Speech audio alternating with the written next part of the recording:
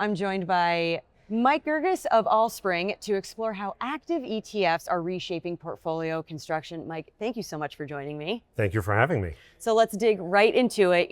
As this investment landscape really continues to evolve, we're seeing significant innovation in how strategies are delivered to investors. How do you see actively managed ETFs reshaping portfolio construction, and what broader industry shifts are driving this surge? Yeah, great question. So, I think active ETFs are all about advisor choice, investor choice. Active ETFs have really sort of broken the dichotomy that we've all been living in for so long, which is mutual funds are active, ETFs are passive, and you kind of had to choose, which camp you were in.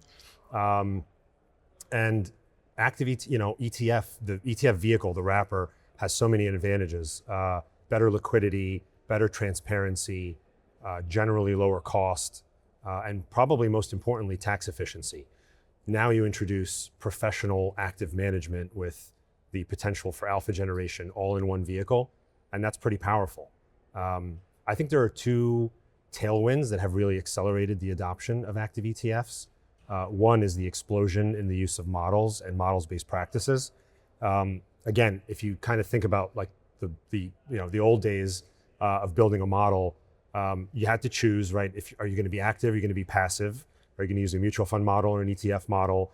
And there was an opportunity to blend the two and create a hybrid model. That was a little clunky. It's gotten better, but it was clunky because you had to worry about things like, am I using an institutional share class? Am I using a load-waived A share class?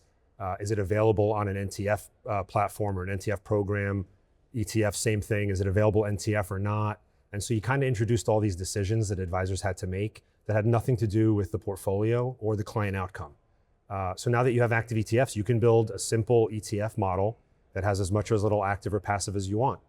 I think the second tailwind, and this is important for us, asset managers who are launching active ETFs that are based on existing strategies that they're already running in mutual fund form or an SMA form.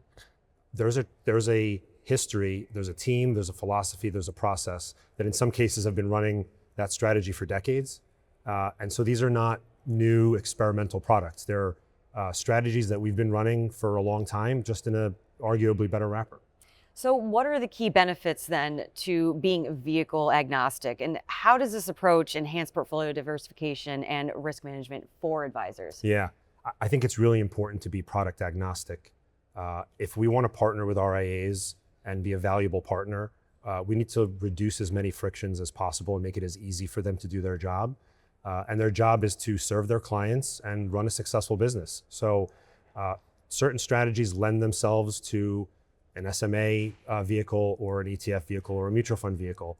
And so by offering our strategies in all three flavors, we eliminate that complexity from the decision-making and allow the advisor to focus on what's most important. And that way, depending on how they're running their business, they have choice in how they want to execute it. And again, we can sort of focus on what's important. So I think it's important to be a good partner to offer that optionality, if you will.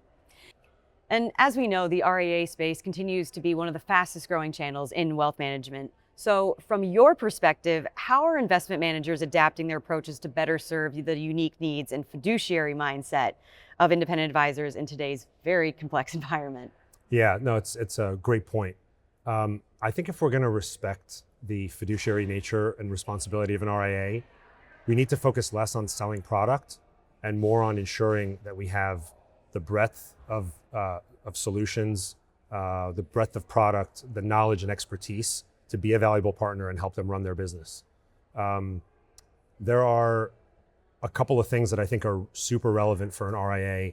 Number one is, how are they running their business? What's their business model? Number two, what do their client demographics look like?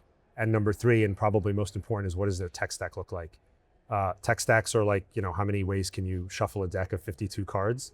Everybody's got their own. So we work really hard to ensure that our products and solutions are available at the right place, at the right time, and at the right price. And if we can do that and offer that flexibility, I think it helps the advisor run the business the way they want. And what we don't want to do is say, we've got this really great product. It's a category killer. It's better than the next guys, but it's only available in an SMA, or it's only available at a particular custodian, or it's only available at a particular TAMP. That introduces complexity and decisions that, again, completely get away from building a really well-built portfolio and serving the client. So I think understanding how an RIA is running their business is key to serving RIAs appropriately. The product will follow. At the end of every road is a portfolio that requires the product, and we know that's kind of the last step, not the first step. Well, I love what you said around respecting the RIA space as well. So I think you really nailed it there with that. So Mike, thank you so much for the conversation and your insights. This was fun. Thanks for having me. Absolutely. For wealthmanagement.com, I'm Shannon Rossick.